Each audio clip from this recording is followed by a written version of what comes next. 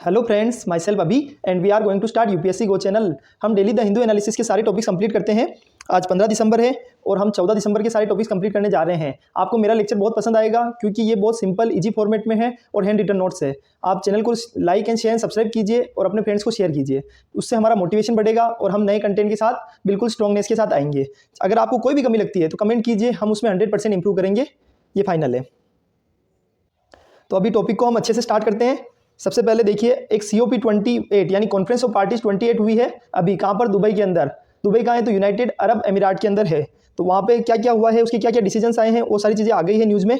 हम number wise चीज़ें पढ़ते जाएंगे और आगे बढ़ते जाएंगे। सबसे पहले COP28 calls for transition away from fossil fuel. यानी अभी देखो, सबसे पहले COP28 कहाँ हुई है? दुबई UAE के अंदर। इसके हाईलाइट समझो। सबसे पहले एक लॉस एंड डैमेज फंड आया है। आने में तो वो COP27 के अंदर ही आ गया था, लेकिन उससे रिलेटेड और भी नए नए प्रोविजंस अभी इन्होंने ऐड किए हैं। तो अभी COP28 के अंदर क्या क्या हुआ है देखो। लॉस एंड डैमेज फंड, पहला लॉस एंड डैमेज फंड का मतलब होता है कि हम क्या हुआ कि जैसे डेवलप्ड कंट्रीज़ है उनके द्वारा अगर क्लाइमेट चेंज से रिलेटेड कुछ भी गड़बड़ की गई है, पहले उन्होंने पिछले जब वो डेवलप बने थे तब उन्होंने बहुत सारे क्लाइमेट को डिस्टर्ब किया था। अब नाउ डेवलपिंग कंट्रीज अभी डिस्टर्ब कर रही है क्लाइमेट को। तो अभी टोटली क्या करना है? डेवलप्ड कंट्री को कंपनसेट करना है। किनको? डेवलपिंग कंट्री को। तो reached an agreement to operationalise the loss and damage fund aimed at compensating countries grappling with climate change impact. यानी अगर क्लाइमेट चेंज इंपैक्ट के कारण कोई भी कंट्री पर इफेक्ट आता है तो उन कंट्रीज को कंपनसेट कौन करेंगे? जो डेवलप्ड कंट्री है। क्या उसमें डेवलपिंग कंट्री भी कंट्रीब्यूट कर सकती है? अगर वो चाहे तो वॉलंटरी कंट्रीब्यूशन कर सकती है। इसको क्या नाम है, इसको कौन होस्ट करेगा? तो वर्ल्ड बैंक इसको होस्ट करेगा 4 सालों के लिए। याद रखना, all developing countries are eligible to apply. अगर डेवलपिंग कंट्री भी चाहे कि हमको भी इसमें जुड़ना है तो वो जुड़ सकती है, लेकिन और वो चाहे जितना वॉलंटरी अमाउंट कंट्रीब्यूट कर सकती है।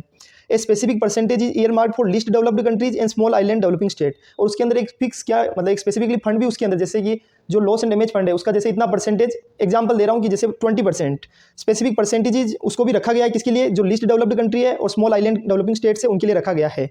उसके बाद ग्लोबल स्टॉक टेक ड्राफ्ट, एक COP28 के अंदर ही ग्लोबल स्टॉक टेक ड्राफ्ट को लॉन्च किया गया है। It is a periodic review mechanism established under the Paris agreement in 2015।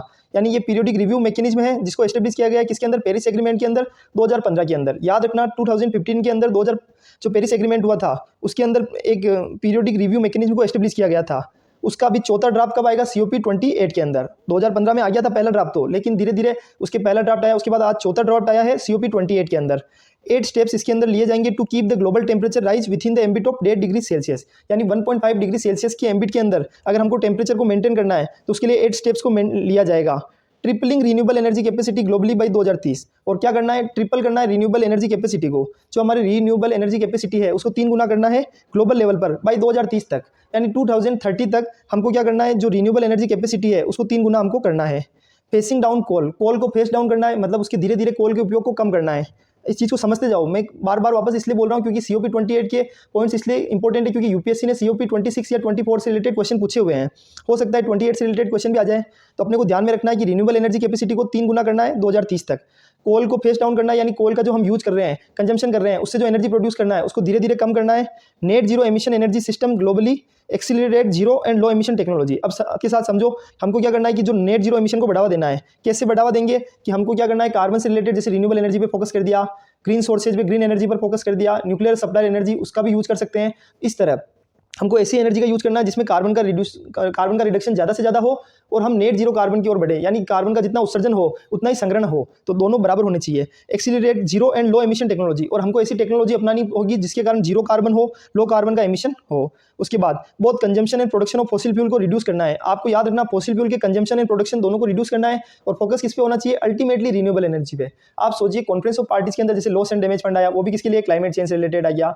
ठीक है, ग्लोबल स्टेक ड्राफ्ट अभी हमने जो ये पढ़ा है इसको भी हम पढ़ रहे हैं, तो इसको ग्लोबल स्टेक टेक ड्राफ्ट है ये, तो इसका रिलेटेड भी, ये भी किससे रिलेटेड है? कि फॉसिल फ्यूल को कम करना है। ये टारगेट्स बता रहे हैं कि हमको ये विजन को पूरा करना है। उसके अलावा नॉन CO2 एमिशंस को रिड्यूस करना है, यानी CO2 के एमिशंस को तो रिड्यूस करना ही है, उसके अलावा और भी जो एमिशंस होते हैं, जो कि वेस्ट होते हैं, जो हमारे एनवायरनमेंट के लिए हानिकारक होते हैं, उनको भी रिड्यूस करना है।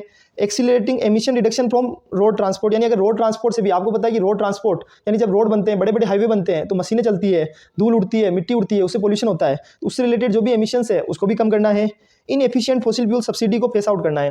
अभी क्या हो रहा है कि जो फॉसिल फ्यूल से रिलेटेड सब्सिडी देती है, कौन दे रही है? हमारी गवर्नमेंट के द्वारा फॉसिल फ्यूल की सब्सिडी दी जाती है। उससे क्या होता है कि फॉसिल फ्यूल का यूज बढ़ता है, ऑब्वियस है। अगर तो इसके अंदर, इस ड्राफ्ट के अंदर बोला गया है कि आप फॉसिल फ्यूल से रिलेटेड सब्सिडी को रिड्यूस करो, उससे ऑटोमेटिक सब्सिडी कम होगी तो लोगों के लिए कॉस्टली पड़ेगी तो लोग फॉसिल फ्यूल का यूज नहीं करेंगे। तो अब इससे रिलेटेड इशू क्या है? इशू ये है कि draft does not mention phase down. अब इस चीज़ को समझो कि इसके अंदर इशू क्या है इस पॉइंट के अंदर, कि ड्राफ्ट के अंदर ऐसा तो नहीं लिखा हुआ है कि भाई फॉसिल फ्यूल को मतलब आप फेस डाउन करो, जबकि ऐसा लिखा हुआ है फेस आउट करो, क्योंकि हम सब्सिडी को हटा देंगे तो धीरे धीरे फॉसिल फ्यूल का यूज़ तो कम हो जाएगा। लेकिन इसके अंदर क्या लिखा हुआ है? Face out. तो फेस आउट का मतलब तो हो गया बिल्कुल फॉसिल फ्यूल को खत्म करना है। लेकिन इंडिया और चाइना ऐसी कंट्रीज है, चाइना बोलता है लेकिन इंडिया तो ऐसी कंट्री है, डेवलपिंग कंट्री है, जो अभी भी फॉसिल फ्यूल के भरोसे बहुत सारी एनर्जी प्रोड्यूस करती है। तो अगर इंडिया फॉसिल फ्यूल का यूज बंद कर देगी तो हम कहाँ जाएंगे? तो इसलिए draft does not mention phase down of fossil fuel but include stronger language on coal usage. तो कोल यूजेज पर तो स्ट्रॉन्गर लैंग्वेज लिखी हुई है, लेकिन फॉसिल फ्यूल से रिलेटेड फेस डाउन नहीं लिखा हुआ है। तो इसका मतलब इसलिए ये रिलेटेड इशू हमारे इंडिया के लिए है, और इंडिया अभी 70% एनर्जी कोल से जनरेट कर रहा है। तो ये अपने आप में बहुत बड़ी इशू की बात है। तो इसके रिलेटेड इंडिया ने भी वहाँ पर अपनी आवाज़ उठाई है। चलो, एक क्लाइमेट फाइनेंस, ये अभी COP28 के अंदर भी क्या क्या पॉइंट टॉपिक्स आए हैं उनको पढ़ना है अपने को। तो देखो, सब तीसरा पॉइंट क्या है? Climate finance. United nation conference on trade and development, जो UNCTAD है, United nation conference on trade and development, estimate that wealthy nation और डेवलपिंग कंट्रीज, यानी जिन्होंने अपने आप को पहले ही डेवलप कर दिया है, जो डेवलप्ड कंट्रीज है, वो एक तरह से ऋणी है किसकी? डेवलपिंग कंट्री की। अब आप बोलेंगे ऐसा क्यों? देखो, उन्होंने अपने पिछले, जैसे डेवलप्ड कंट्रीज ने पिछले 50 सालों में बहुत पोल्यूशन कर दिया, भर भर के पोल्यूशन किया है, लेकिन डेवलपिंग कंट्री तो अभी ग्रोथ कर रही है। तो अभी 21वीं शताब्दी में पोल्यूशन कौन कर रही है? Developing country. और 20वीं शताब्दी में किसने कर दिया था? डेवलप्ड कंट्रीज ने। तो आज हम जिस सिचुएशन पे हैं, आज हमारा टेम्परेचर इतना बढ़ गया है, उसका रीजन क्या है? Developed countries. तो अल्टीमेटली उसके अंदर COP28 के अंदर बोला गया है कि डेवलप्ड कंट्रीज को अब जो उन्होंने पोल्यूशन ऑलरेडी कर दिया है, तो उसका कंपनसेशन किसको देना पड़ेगा? एक तरह से डेवलपिंग कंट्री को। इस तरह वो एक तरह से ऋणी हो गए। ऑलरेडी हमने लॉस एंड डैमेज फंड को तो पढ़ लिया है, अब हम पढ़ रहे हैं क्लाइमेट फाइनेंस। उसके अंदर क्या किया जाएगा? $500 500 बिलियन इन 2025 के अंदर डेवलपिंग कंट्रीज को डेवलप्ड कंट्रीज के द्वारा पहुंचाना है। डेवलप्ड कंट्रीज कितने? $500 बिलियन के अमाउंट देंगे डेवलपिंग कंट्रीज को, टेक्नोलॉजी के थ्रू अलग अलग तरीके से इतनी टाइप की अमाउंट, मॉनेटरी अमाउंट देंगे, मॉनेटरी और non monetary amount, under the new collective quantified goal for climate finance. और हमने एक न्यू कलेक्टिव क्वांटिफाइड गोल को डेवलप किया है। क्या है? New collective quantified goal for climate finance. NCQG was confirmed by developed countries under the Paris agreement in 2015। अब इस चीज को समझो, new collective quantified goal was confirmed by, इसको कंफर्म किसके द्वारा किया गया है? डेवलप्ड कंट्रीज के द्वारा, under the Paris agreement in 2015। यानी 2015 के अंदर जो पेरिस एग्रीमेंट हुआ है, इस बात को समझना, 2015 के अंदर जो पेरिस एग्रीमेंट हुआ था, उसके अंदर जो न्यू कलेक्टिव क्वांटिफाइड गोल को डेवलप किया गया था, उसको कंफर्म किसने किया था? डेवलप्ड कंट्रीज ने बोला था कि हम इसके लिए तैयार हैं क्लाइमेट फाइनेंस प्रोवाइड करने के लिए। Goal is to set a new collective quantified goal before 2025। और धीरे धीरे जैसे अगर कोई गोल सेट हो गया है, तो हर कॉन्फ्रेंस ऑफ पार्टीज में उससे रिलेटेड डिस्कशन होता है कि अभी जैसे लॉस एंड डैमेज फंड 2007 मतलब कॉन्फ्रेंस ऑफ पार्टीज 27 में बन गया था, लेकिन 28 में भी उससे रिलेटेड चर्चा हुई, उसमें नए नए पॉइंट्स को ऐड किया, क्योंकि धीरे धीरे किसी भी चीज़ पर अगर ध्यान दिया जाएगा तभी उस चीज़ की प्रोग्रेस होगी। चलो, ये टॉपिक समझ में आ गया। Declaration to triple nuclear energy, और साथ में एक ट्रिपल न्यूक्लियर एनर्जी पर भी उससे रिलेटेड डिक्लेरेशन भी इसके अंदर आया है। क्या आया है? Triple global nuclear energy capacity by 2050। हमारा टारगेट होना चाहिए वर्ल्ड वाइड की 2050 तक जो न्यूक्लियर एनर्जी है, ग्लोबल न्यूक्लियर एनर्जी, उसको 3 गुना करना है। उसके बाद declaration calls for support from share holders of international financial institution. और इसके ये जो डिक्लेरेशन है, इसके अंदर क्या सपोर्ट मांगा जा रहा है? किससे? Share holders of international financial institution, यानी जो बड़े बड़े इंटरनेशनल फाइनेंशियल इंस्टीट्यूशन है, उनसे सपोर्ट मांगा जा रहा है। किसके लिए? Declaration to triple nuclear energy को, अगर हमें उस विजन को पूरा करना है तो। चलो, ये समझ में आ गया। नेक्स्ट डिसीजन क्या लिया गया? पावरिंग पोस्ट कोल अलायंस। इसका मतलब क्या हो गया कि इसके अंदर नेशनल, सब नेशनल गवर्नमेंट्स, बिजनेस ऑर्गेनाइजेशन, ये सब मिलकर काम करेंगे to advance the transition from coal power generation से हमको क्लीन एनर्जी की ओर बढ़ना है। उसके लिए क्या? गवर्नमेंट, बिजनेस ऑर्गेनाइजेशन, सब नेशनल गवर्नमेंट सभी मिलकर इस पर वर्क करेंगे। तो ये चीज़ समझ लो आप, पावरिंग पोस्ट कोल अलायंस को समझ लिया है। उसके बाद कोल ट्रांजिशन एक्सीलरेटर, फ्रांस ने क्या किया है? In collaboration with various countries and organisation introduce किया है कोल ट्रांजिशन एक्सीलरेटर। इसका मतलब क्या है? इसके अंदर नॉलेज शेयर किया जाएगा, पॉलिसी डिजाइन किया जाएगा, फाइनेंशियल सपोर्ट किया जाएगा फॉर क्लीन एनर्जी, यानी क्लीन एनर्जी को अल्टीमेटली बढ़ावा देना है। उसके लिए फाइनेंशियल सपोर्ट, नॉलेज शेयरिंग करना, पॉलिसी डिजाइन। उसमें सबसे बड़ा रोल किसका है? फ्रांस का। अब आप एक छोटी सी चीज़ समझो कि जैसे कोल ट्रांजिशन एक्सीलरेटर आ गया है, उसके अलावा हमने और क्या पढ़ा था? पावरिंग पास्ट कोल अलायंस। इस तरह नई नई चीज़ें आ रही है, बट क्या इसमें अभी सारी चीज़ें जुड़ गई, सारे पॉइंट्स अभी प्रोविजंस बन गए होंगे? नहीं, एक बार इन्होंने अभी कॉन्सेप्ट लॉन्च कर दिया है, धीरे धीरे इसके रिलेटेड प्रोविजंस भी बन जाएंगे, सारी चीज़ें आती जाएगी। तो अभी आपको धीरे धीरे और न्यूज़ मिलती जाएगी। अभी तो देखो, एक बार COP28 तो फिनिश हो गई है, तो उससे रिलेटेड न्यूज़ तो एक बार के लिए तो हो गई खत्म। अब जैसे लॉस एंड डैमेज फंड है, अगर उसमें उससे रिलेटेड कोई भी न्यूज़ आएगी तो हम उसको पूरा अच्छे से पढ़ेंगे और अच्छे से, लेकिन जब उससे रिलेटेड टॉपिक आएगा तो। अभी coalition for high ambition multi level partnership for climate action, तो अभी एक high ambition multi level partnership को लॉन्च, मतलब कोलिशन फॉर क्लाइमेट एक्शन। अब इस चीज़ को समझो, 65 कंट्रीज ने साइन किया इस चैम्प इनिशिएटिव को, चैम्प कमिटमेंट को, ताकि एनहांस कर सकते हैं कोऑपरेशन विद सब national government in the planning, financing and monitoring of climate strategy, यानी क्लाइमेट स्ट्रेटेजी को मॉनिटर करना, फाइनेंस करना, प्लानिंग करना। उसके अंदर 65 कंट्रीज ने साइन किया है ताकि हम सब नेशनल गवर्नमेंट का भी कोऑपरेशन कर सके। अब इसके लिए इसका नाम क्या है? Coalition for high ambition multi level partnership और क्लाइमेट एक्शन। अब अल्टीमेटली एक चीज़ देखिए, कॉन्फ्रेंस ऑफ पार्टीज में सारी चीज़ें क्लाइमेट से रिलेटेड ही है, क्योंकि ये United convention framework on climate change, एक UNFCCC UNFCCC जो बॉडी है उसके द्वारा ये कॉन्फ्रेंस ऑफ पार्टीज की जाती है। तो वो ऑब्वियस है, वो मतलब वो क्लाइमेट चेंज से रिलेटेड ही बॉडी है। तो इस पर डिस्कशन भी किससे रिलेटेड होता है? क्लाइमेट चेंज पे, पोल्यूशन कंट्रोल करना, एनवायरनमेंट के मतलब फायदे के लिए सारी चीज़ें की जाती है। अब इंडिया ने क्या क्या इनिशिएटिव लॉन्च किए हैं तो इसको भी समझ लो। एक ग्लोबल रिवर सिटी अलायंस को लॉन्च किया गया है। अब इसको बहुत इंपॉर्टेंट है, याद रखना ये मतलब किसी भी एग्जाम में क्वेश्चन आ सकता है, यूपीएससी में तो बहुत इंपॉर्टेंट है ही। देखो इसको किसके द्वारा लेड किया गया था? National mission for clean Ganga.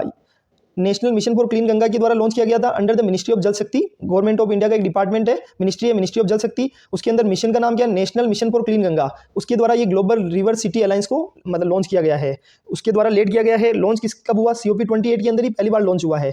GRCA global river city alliance is a unique alliance. इसके अंदर 275 plus global river cities in 11 countries, यानी आप सोचिए 275 से भी ज़्यादा जो रिवर सिटीज होती है, रिवर डिस्ट्रिक्ट होती है, उनको इसके अंदर जोड़ा गया है। जैसे इजिप्ट हो गया, नीदरलैंड हो गया, इंडिया हो गया, डेनमार्क हो गया, घाना हो गया, ऑस्ट्रेलिया हो गया, भूटान हो गया, कंबोडिया हो गया, जापान हो गया, हग हो गया, हंगरी हो गया। इसके अंदर नॉलेज को शेयर किया जाएगा, रिवर सिटी की ट्विनिंग की जाएगी और बेस्ट प्रैक्टिसेस को डिसेमिनेट, यानी एक जैसे किसी देश में अच्छी प्रैक्टिस है तो उसको दूसरे देश के द्वारा फॉलो किया जाएगा। अल्टीमेटली पोल्यूशन को कंट्रोल करने पर फोकस किया जाएगा कि नदियों में जो पोल्यूशन फैल रहा है। उसके बाद एक ग्रीन क्रेडिट इनिशिएटिव लॉन्च किया है। किसने लॉन्च किया है? ये भी हमारी भारत सरकार के द्वारा एक एफर्ट्स लाया गया है। India launch the green credit initiative at COP28। ये भी COP28 के अंदर लॉन्च हुआ है to create a participatory global platform for exchange of innovative environmental programme and instrument, ताकि हम क्रिएट कर सकते हैं मतलब क्या क्रिएट कर सकते हैं? एक तो participatory global platform, global level का प्लेटफॉर्म क्रिएट किया जाएगा जिससे हम इनोवेटिव एनवायरमेंटल प्रोग्राम और इंस्ट्रूमेंट से रिलेटेड चीज़ों को एक्सचेंज कर सकते हैं। अगर कोई इनोवेटिव थिंग्स आई है जो कि पोल्यूशन को कंट्रोल कर सकती है और क्लाइमेट चेंज में फायदा कर सकती है, उसको रोकने के लिए, एनवायरमेंटल प्रोग्राम के लिए भी, तो इनसे रिलेटेड अगर कुछ भी चीज़ें हैं तो एक दूसरे के साथ शेयर की जा सकती है, एक्सचेंज की जा सकती है। इसके अंदर दो मेन प्रायोरिटी है, एक तो वाटर पर कंजर्वेशन किया जाएगा, एक एफोरेस्टेशन।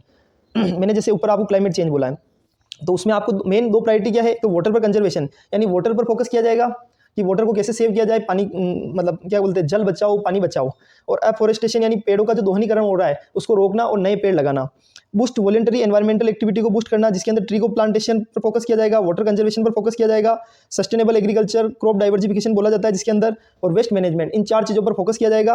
और अल्टीमेटली वो भी किससे रिलेटेड हो गया? क्लाइमेट चेंज से रिलेटेड हो गया। चलो ये टॉपिक समझ लिया। तो COP28 से रिलेटेड सारी चीज़ हो गई कंप्लीट। अब साथ के साथ एक बॉडी है United nation framework convention on climate change, इससे रिलेटेड ये इसकी मीटिंग कब होती है? हर साल होती है, ठीक है। अभी इसमें से कुछ खास चीज़ें मैंने निकाल के रखी है। COP1 कब हुई थी? जो खास कॉन्फ्रेंस ऑफ पार्टीज थी उसको याद रखना है आपको। पहली बार COP1 हुआ था बर्लिन जर्मनी 1995 में। उसके बाद COP3 क्योटो के अंदर हुई थी 1997 में। उसके बाद COP7 मराकेश मोरक्को के अंदर हुई थी 2001 के अंदर। COP8 न्यू दिल्ली के अंदर 2002, याद रखना बहुत इंपॉर्टेंट है। जो 2002 के अंदर COP8 हुई थी न्यू दिल्ली के अंदर, भारत के अंदर। अभी जैसे इंडिया के अंदर अब COP30 या 32 होने वाली है, ऐसा कुछ प्लान है 2028 के आसपास, ठीक है। तो वो जब भी होगी तब पता चल जाएगा, लेकिन अभी न्यू दिल्ली के अंदर कब हुई थी? COP8 2002 के अंदर। उसके बाद COP15 कोपेनहेगन डेनमार्क के अंदर 2009 के अंदर हुई। और COP14 पोलैंड के अंदर 2008 के अंदर। COP13 कब हुई थी? बाली इंडोनेशिया 2007, 2008, 2009 बाली में हुई, फिर पोलैंड में हुई, फिर डेनमार्क में हुई। उसके बाद COP16 कैनकन मेक्सिको के अंदर हुई 2010 में। दोहा कतर के अंदर COP18 हुई 2012 के अंदर। वर्साव पोलैंड के अंदर 2013 में हुई COP19। उसके बाद COP21 पेरिस फ्रांस के अंदर हुई 2015 में। उसके बाद COP24 पोलैंड के अंदर हुई 2018 में। और COP26 ग्लासगो 2021 में। अभी इंपॉर्टेंट क्या था? एक तो पेरिस के अंदर जो पेरिस एग्रीमेंट हुआ था 2015 में, COP21 थी वो, कॉन्फ्रेंस ऑफ पार्टीज 21। एक 2018 में पोलैंड में हुई, और ग्लासगो यूके में COP26, 27 शर्म एल शेख 2022 इजिप्ट के अंदर हुई थी। और COP28 दुबई UAE जो अभी चल रही है 2023 के अंदर, जो अभी कल फिनिश हुई थी। तो अब आपको सारी चीज़ों को समझ में आ गए होंगे, सारी चीज़ें हमने बहुत अच्छे से पढ़ ली थी। एक तो COP28 दुबई के अंदर, याद रखना। उससे पहले इजिप्ट के अंदर हुई थी शर्म एल शेख, और उसके पहले COP26 ग्लासगो यूके के अंदर हुई थी। मैंने आपको ये सारी चीज़ें इसलिए ध्यान में रखनी है क्योंकि देखो आजकल क्वेश्चन आ जाते हैं, छोटे कम्पिटिटिव एग्जाम में तो आ ही जाते हैं, यूपीएससी में भी कभी कभी पूछ लिया जाता है। Loss and damage fund COP27 में लॉन्च किया गया, जो कि 2000 मतलब शर्म एल शेख इजिप्ट के अंदर हुई थी। बस उनके लिए तो एक छोटा सा पॉइंट ऐड करना है, बट अपने तो पूरा मार्क्स चला जाता है, इसलिए हमको ये चीज़ें ध्यान में रखनी है। उसके बाद एक न्यूज़ बहुत इंपॉर्टेंट है, मैंने उसका आर्टिकल भी डाला है साथ के साथ में। एक है, देखो मैं आपको समझा देता हूँ, scheme for रेमिशन of duties and taxes on exported product. तो ये यूनाइटेड स्टेट्स यूरोपियन यूनियन ने क्या किया कि काउंटर वेलिंग ड्यूटी लगाई है, किस पे? फॉर इंडियन गुड्स पे। क्यों लगाई है? क्योंकि हम क्या करते हैं कि उन गुड्स पे रेमिशन of duties and taxes on export product, अगर उनका एक्सपोर्ट करते हैं तो हम उस पर ड्यूटीज़ का रेमिशन कर देते हैं, हमारी एक्सपोर्ट ड्यूटी का रेमिशन कर देते हैं। किसके तहत? जो ये RODTEP यानी scheme for रेमिशन of duties and taxes on exported product के तहत। तो इसलिए वहाँ पर क्या होगा, उनका लोकल मार्केट डिस्टर्ब हो रहा होगा US और UK का, तो उन्होंने एक काउंटर वेलिंग ड्यूटी को वहाँ पर डाल दिया है। अब इस चीज़ को समझो। तो जो ये remission of duties and taxes on exported product has emerge as a critical tool in supporting India's exporter, यानी इंडिया के एक्सपोर्टर्स को मदद करने के लिए एक सपोर्टिंग टूल है। It became operational on 1 January 2021 को इसको ऑपरेशनल किया गया, replacing the existing export incentive scheme. यानी अभी पहले क्या एक्सपोर्ट इंसेंटिव स्कीम कौन सी थी? Merchandise export from India. याद रखना, मर्केंडाइज एक्सपोर्ट फ्रॉम इंडिया। तो पहले एक्सपोर्ट इंसेंटिव स्कीम थी जिसका नाम था मर्केंडाइज एक्सपोर्ट फ्रॉम इंडिया, उसको बदल के अभी क्या लेके आ गए हैं? रेमिशन of duties and taxes on exported product. उसके बाद प्रोम्प्टेड बाय वर्ल्ड ट्रेड ऑर्गेनाइजेशन, इसको WTA के द्वारा भी इसको मान्य कर दिया गया है ऐसा। उसके बाद support to exporters by remitting duties, उसके अंदर ड्यूटीज को रेमिट कर दिया जाता है और टैक्सेस को रेमिट कर दिया जाता है इनकर ड्यूरिंग द प्रोडक्शन। अगर प्रोडक्शन के दौरान एक्सपोर्ट ड्यूटी और टैक्सेस को मतलब उस पर माफी दे दी जाती है, जिसके कारण क्या होगा? हमारा एक्सपोर्ट को बढ़ावा मिलेगा। और जो RODTEP कमेटी है, जो रेमिशन of duties and taxes on exported product, वो कमेटी है, वो operates under department of revenue. सबसे इंपॉर्टेंट लाइन याद रखना, डिपार्टमेंट ऑफ रेवेन्यू के अंदर आती है। तो ये टॉपिक भी हमने बहुत अच्छे से देख लिया। एक तो डिपार्टमेंट ऑफ रेवेन्यू काम का है, ये आपको याद रखना है। उसके अलावा डिपार्टमेंट ऑफ रेवेन्यू किसका पार्ट है? तो मिनिस्ट्री ऑफ फाइनेंस का, याद रखना है आपको। और ये इसको पहले इसकी स्कीम क्या थी? Merchandise export from India scheme थी, उसको रिप्लेस करके इसको लेकर आया गया है और ये इंडिया के एक्सपोर्टर्स के लिए है। अब ये टॉपिक हो गया। अब एक साथ में दो चीज़ें और इंपॉर्टेंट हो गई तब, काउंटर वेलिंग ड्यूटी और एंटी डंपिंग ड्यूटी। तो काउंटर वेलिंग ड्यूटी का मतलब क्या होता है? ये स्पेसिफिक फॉर्म ऑफ ड्यूटी है जिसको गवर्नमेंट के द्वारा इंपोज किया जाता है ताकि हम प्रोटेक्ट कर सकें डोमेस्टिक प्रोड्यूसर्स को by countering the negative impact of import subsidies. अब इस चीज़ को समझना, अब इस चीज़ को समझो। देखो क्या होता है इसके अंदर कि ये जो ड्यूटी है इसको इसलिए इंपोज किया जाता है गवर्नमेंट के द्वारा, ताकि हम क्या करते हैं, जो डोमेस्टिक प्रोड्यूसर्स है अगर वो अफेक्ट हो रहे हैं किसके कारण?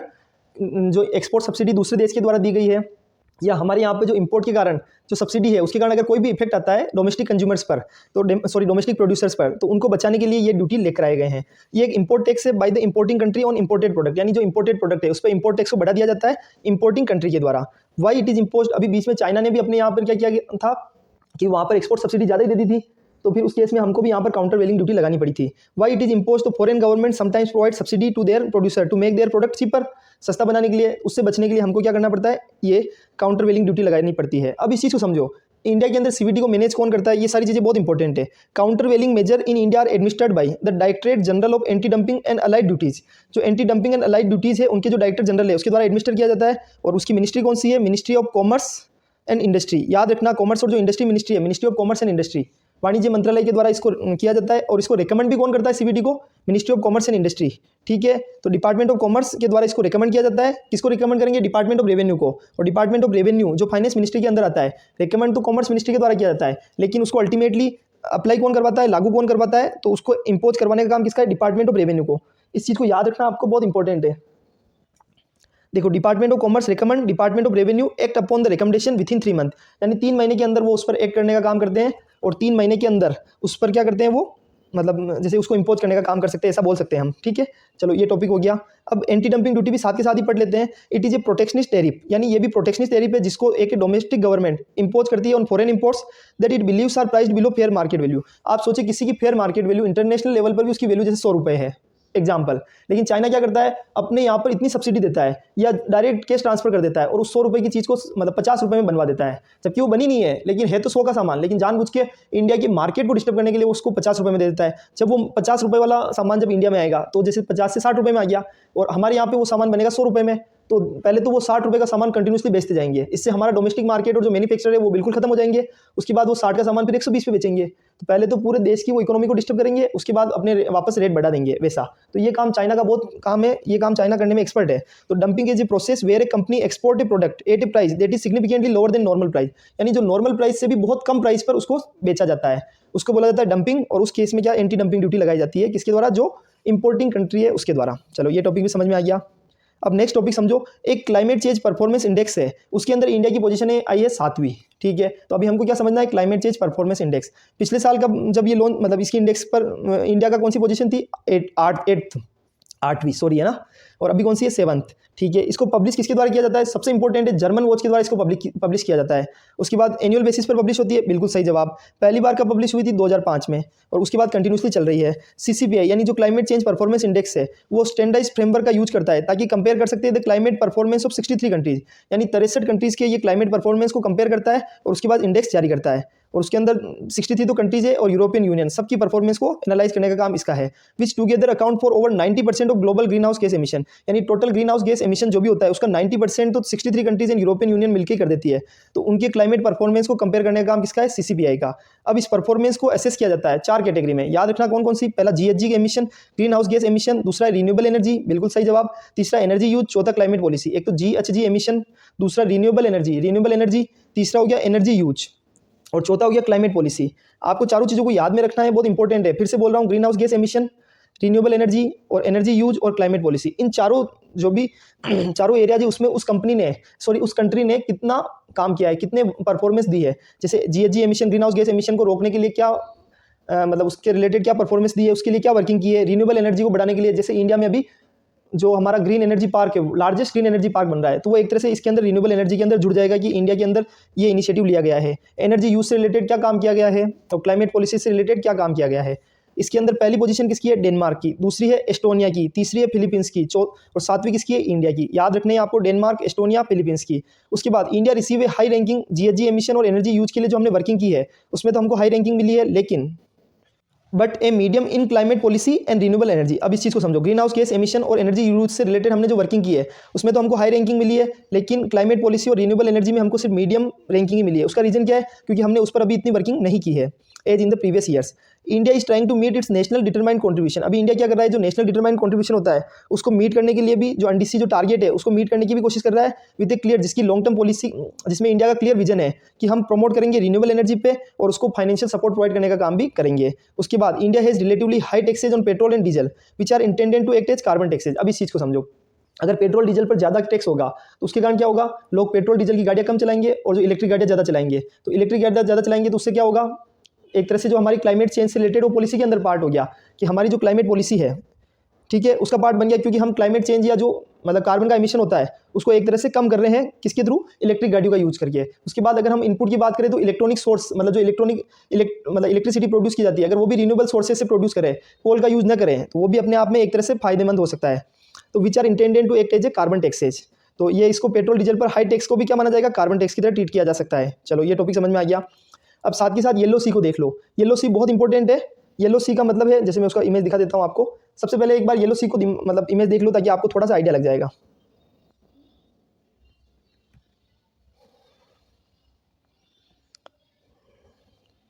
ये देखो येलो सी आपको दिख रहा होगा, इसके नीचे साउथ चाइना सी है, उसके जस्ट ऊपर मतलब येलो सी है, इधर साउथ कोरिया है, ठीक है, इधर चाइना है, ये देखो चाइना दिख रहा है।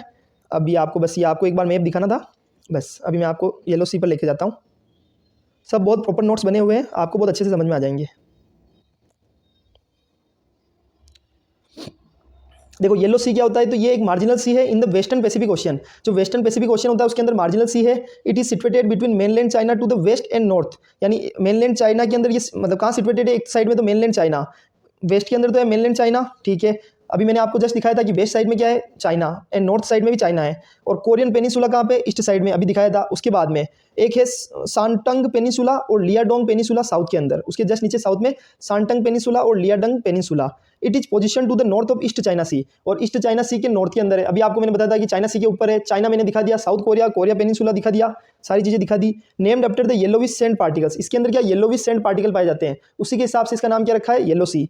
Reverse flow in yellow sea, yellow sea के अंदर कौन कौन सी नदियां बहती है, Hai river, yellow river, Han river. याद रखना, अगर क्वेश्चन आ जाए कि हाई रिवर, येलो रिवर और हान रिवर ये किससे रिलेटेड है, तो ये येलो सी से रिलेटेड है। उसके बाद व्हीलर आइलैंड, एक व्हीलर आइलैंड है जो ओडिशा के अंदर, मतलब ये आइलैंड कहाँ है, तो ओडिशा के अंदर। ये न्यूज़ में क्यों है, तो अभी क्या एक ओलिव रिडले टर्टल होते हैं, जो ओलिव रिडले टर्टल होते हैं उनकी क्या अभी नेस्टिंग चल रही है, वो अपने एक प्रोड्यूस कर रहे हैं और उनके बच्चे अब धीरे धीरे डेवलप होंगे। तो वो कहाँ पर डेवलप होते हैं, व्हीलर आइलैंड पे। तो अभी जो DRDO है उन्होंने कहा है कि हम थोड़े टाइम के लिए व्हीलर आइलैंड से कोई भी मिशन को लॉन्च नहीं करेंगे, क्योंकि अगर उनको लॉन्च करते हैं यहाँ से कोई भी मिशन को, तो उसका सबसे बड़ा नुकसान क्या होगा, जो ओलिव रिडले टर्टल है उनकी प्रजाति को खतरा पहुंच सकता है। तो उन्होंने इसलिए ये न्यूज़ में आया है। तो आपको हमको क्या पढ़ना है, व्हीलर आइलैंड, ये ओडिशा के अंदर है, ठीक है। इसको अब्दुल कलाम आइलैंड भी बोला जाता है, बिल्कुल सही जवाब। उसके बाद it is only place in India, ये इंडिया के अंदर केवल एक प्लेस है जहाँ से इंटीग्रेटेड टेस्ट रेंज किए जाते हैं, मेंटेनिंग ए मिसाइल टेस्टिंग फैसिलिटी, जहाँ पर मिसाइल टेस्टिंग फैसिलिटी को मेंटेन किया जाता है। और इंडिया के अंदर एक ही प्लेस है जहाँ से टेस्ट रेंज करना पॉसिबल है, चलो, और अगर ये न्यूज़ आई है तो साथ में यहाँ 3 न्यूज़ है। एक तो व्हीलर आइलैंड इंपॉर्टेंट हो गया उड़ीसा का, दूसरा defence research development organisation important है, उसके अलावा तीसरा क्या इंपॉर्टेंट है, ओलिव रिडले टर्टल। अब आप सोचिए एक ही आर्टिकल में तीनों चीज़ें इंपॉर्टेंट है और हम तीनों ही पढ़ने जा रहे हैं। डिफेंस रिसर्च डेवलपमेंट ऑर्गेनाइजेशन ये क्या है, तो ये रिसर्च एंड डेवलपमेंट विंग है किसकी, मिनिस्ट्री ऑफ डिफेंस की। याद रखना मिनिस्ट्री ऑफ डिफेंस की रिसर्च एंड डेवलपमेंट विंग कौन सी है, डीआरडीओ।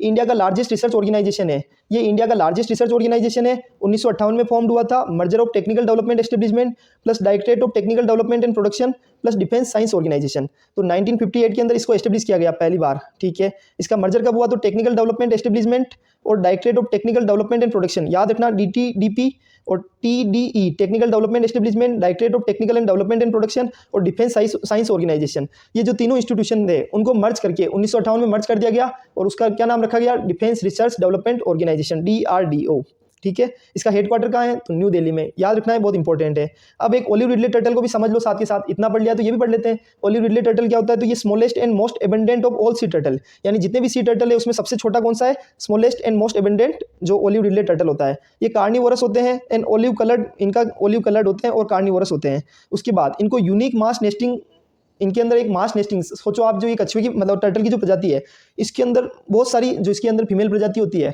एक साथ थाउजेंड्स ऑफ फीमेल प्रजाति एक ही बीच पर जाके एंड मतलब एग्स प्रोड्यूस करने का काम करती है।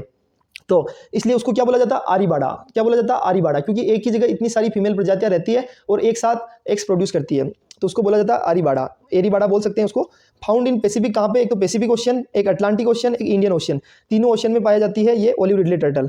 ओडिशा का जो गहीरमाता मरीन सेंचुरी है वो वर्ल्ड का largest colony of sea turtle, यानी जो ये ओलिव रिडले टर्टल है या सी टर्टल है उसके लिए वर्ल्ड की लार्जेस्ट कॉलोनी कौन सी है, ओडिशा की गहीरमाता मरीन सेंचुरी।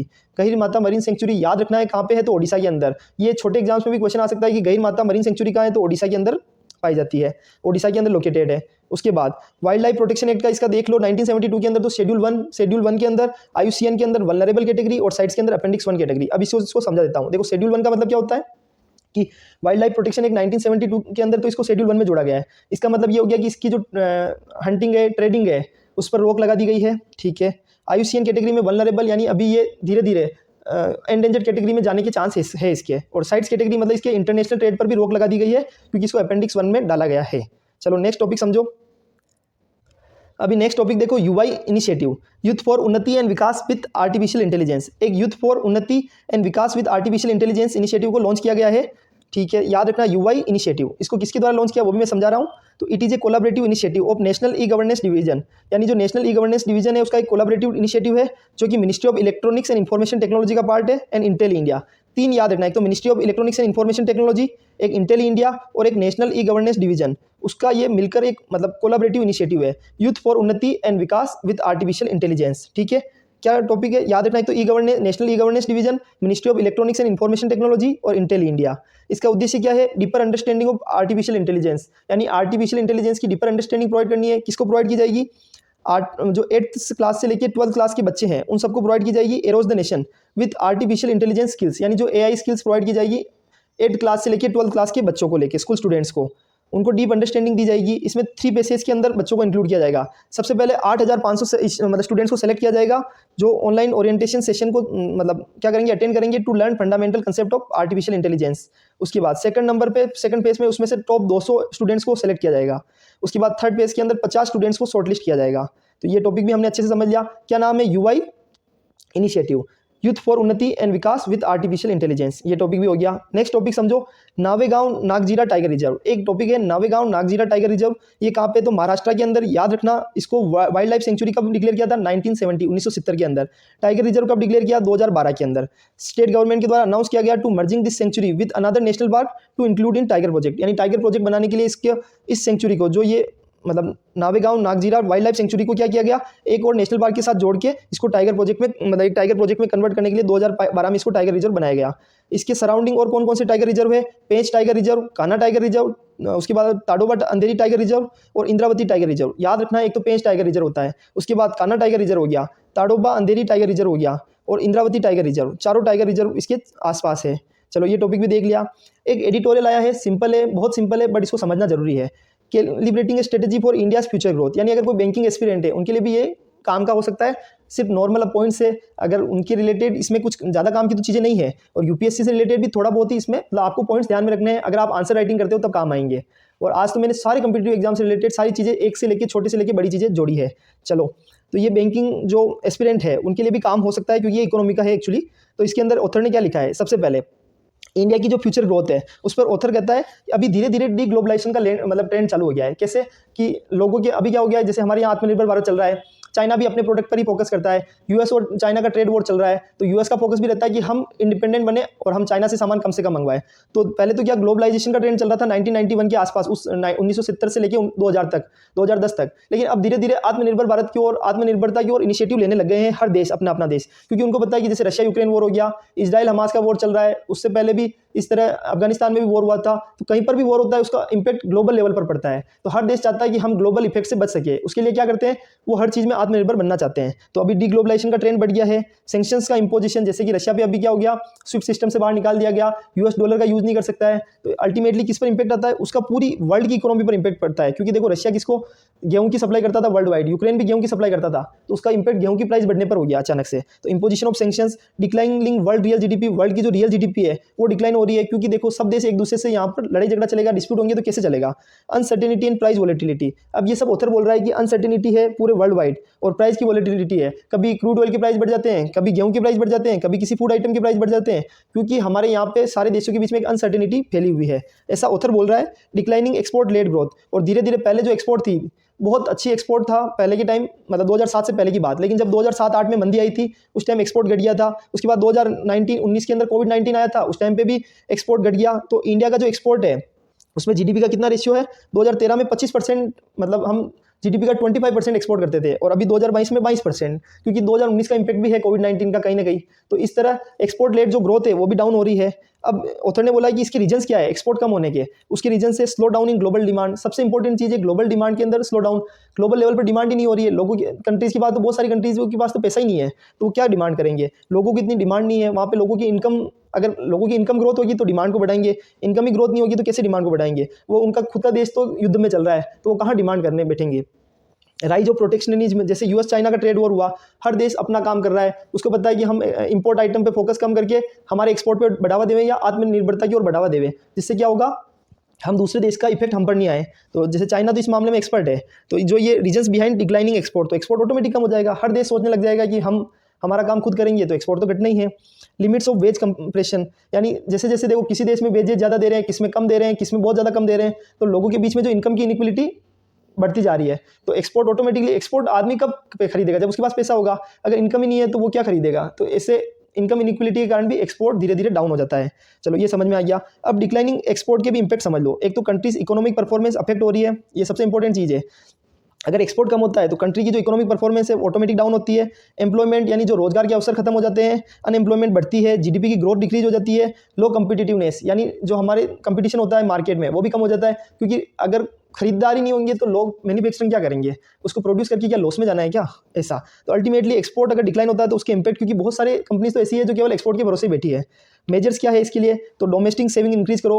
हमको लोगों को अवेयर करना होगा कि आप डोमेस्टिक लेवल पर सेविंग करो, उसको इन्वेस्ट करो हमारे देश के अंदर ही, उससे इंफ्रास्ट्रक्चर को मजबूत करने में उनका इन्वेस्ट करो। ऐसा नहीं है कि उसको सेव करके सिर्फ घर पे रख दिया, नहीं, डोमेस्टिक सेविंग को या तो बैंक में डालो, एफडी में डालो, या कहीं ना कहीं इन्वेस्ट करो ताकि वो पैसा रूट करे। तो पहले तो सेविंग करो, सेविंग करना सीखो, उसके बाद उसका इन्वेस्टमेंट करना सीखो। मॉनिटर करो पोस्ट कोविड ट्रेंड को भी, सरकार को मॉनिटर करना होगा कि हमें अब क्या क्या नए इनिशिएटिव लाने की जरूरत है। एनकरेज करना होगा हाउस होल्ड सेक्टर को कि आप इन्वेस्टमेंट करो, जैसे उनके पास सोना पड़ा है, आप देखा होगा गाँव में एक एक घर में 10-10 लाख 20-20 लाख का सोना पड़ा है, अगर वो उस पैसे को प्रॉपर इंफ्रास्ट्रक्चर में इन्वेस्ट करे तो हमारे देश की इकोनॉमिक ग्रोथ ऑटोमेटिक बढ़ जाएगी। लेकिन वो पैसा क्या होता है, गोल्ड के रूप में ब्लॉक हो जाता है। अवेयरनेस अबाउट इन्वेस्टमेंट, लोगों को इन्वेस्टमेंट के लिए अवेयर करना होगा। नॉन एग्रीकल्चर ग्रोथ पर भी फोकस करना होगा। एक तो होती है एग्रीकल्चर ग्रोथ, एक होती है नॉन एग्रीकल्चर ग्रोथ, उस पर फोकस करने की जरूरत है। एम्प्लॉयमेंट चैलेंज को एड्रेस करना होगा, सरकार को अनएम्प्लॉयमेंट को कम करना होगा, लोगों को सेल्फ सस्टेन बनाना होगा, और जो मतलब हमारे जो स्टार्टअप होते हैं, जो खुद के सेल्फ बिजनेस होते हैं, उनको डेवलप करने की जरूरत है। क्लाइमेट फ्रेंडली ग्रोथ करनी होगी, सस्टेनेबल ग्रोथ करनी होगी, इंक्लूसिव ग्रोथ करनी होगी। वन सन वर्ल्ड वन ग्रिड इसका एक एग्जांपल है कि हम ग्लोबल लेवल पर एक ऐसी स्कीम लेके आ रहे हैं जिसके अंदर पूरा ग्लोब जुड़ा हुआ है। तो हमें क्लाइमेट फ्रेंडली ग्रोथ भी करनी होगी साथ के साथ ही, जिससे क्या होगा, क्लाइमेट पर भी इम्पैक्ट कम आएगा और हम अच्छी ग्रोथ भी कर सकते हैं। और हमें फिजिकल रिस्पॉन्सिबिलिटी पर भी फोकस करना होगा। हमें फिजिकल डेफिसिट को डिक्रीज करने की जरूरत है, क्योंकि हमारे देश में सबसे बड़ी दिक्कत क्या है कि हमारा इंपोर्ट तो ज़्यादा है, एक्सपोर्ट कम है। तो अल्टीमेटली हम फिजिकल डेफिसिट को फेस कर रहे हैं। मतलब ये तो हो गया इंपोर्ट डेफिसिट। और फिजिकल डेफिसिट का मतलब होता है सरकार की जो रेवेन्यू है उससे ज़्यादा एक्सपेंडिचर है, सरकार के खर्चे ज़्यादा है सरकार की रेवेन्यू से। तो हमें सरकार की इनकम बढ़ाने की जरूरत है, रेवेन्यू को बढ़ाने की जरूरत है। रेवेन्यू बढ़ेगी तो ऑटोमेटिकली फिजिकल डेफिसिट भी कम हो जाएगा। तो इस पर फोकस करने की भी जरूरत है। तो हमने क्या एडिटोरियल को अच्छे से पढ़ लिया है ग्रोथ वाला। उसके बाद उससे पहले हमने क्या क्या टॉपिक देख लिए, नावेगांव नागजीरा टाइगर रिजर्व को देख लिया है। उसके अलावा यूआई इनिशिएटिव को देख लिया है, और ओलिव रिडले टर्टल को देख लिया है, येलो सी को देख लिया है, व्हीलर आइलैंड को देख लिया है, डीआरडीओ को देख लिया है। आज बहुत अच्छे अच्छे टॉपिक्स पढ़े हैं हमने। उसके अलावा हमने और क्या टॉपिक देखे हैं, क्लाइमेट चेंज परफॉर्मेंस इंडेक्स जिसको रिलीज किया जाता है, जर्मन वॉच के द्वारा पब्लिश किया जाता है। उसके अलावा काउंटर वेलिंग ड्यूटी, एंटी डंपिंग ड्यूटी को पढ़ लिया है। एंड उससे पहले हमने क्या पढ़ा है, scheme for रेमिशन of duties and taxes on exported product को देख लिया है। And United nation framework convention of climate change COP28 के सारे टॉपिक्स को हमने बहुत अच्छे से देखा है। Thank you so much. आज सारे टॉपिक्स हमने बहुत अच्छे से देखे हैं। अगर आपको कोई भी कमी लगती है कमेंट कीजिए, हम उसमें 100% इंप्रूवमेंट करेंगे। देखो ये जो पार्लियामेंट की न्यूज़ थी ऑलरेडी सबने पढ़ ली है, कल भी ये न्यूज़ मैंने पढ़ा दी थी, बार बार आर्टिकल आएगा ये, ठीक है। ये टॉपिक देख लिया है। तो इसके साथ अगर कोई भी कमी लगती है तो आप कमेंट कीजिए और हम उसमें 100% इंप्रूव करेंगे। टेलीग्राम का लिंक साथ में दूंगा जिसमें PDF मिल जाएगी आपको, और आप लोगों को शेयर एंड सपोर्ट कीजिए जिससे मेरा मोटिवेशन बढ़ेगा। और लाइक कीजिए चैनल को। Thank you so much. जय हिंद, जय भारत, भारत माता की जय।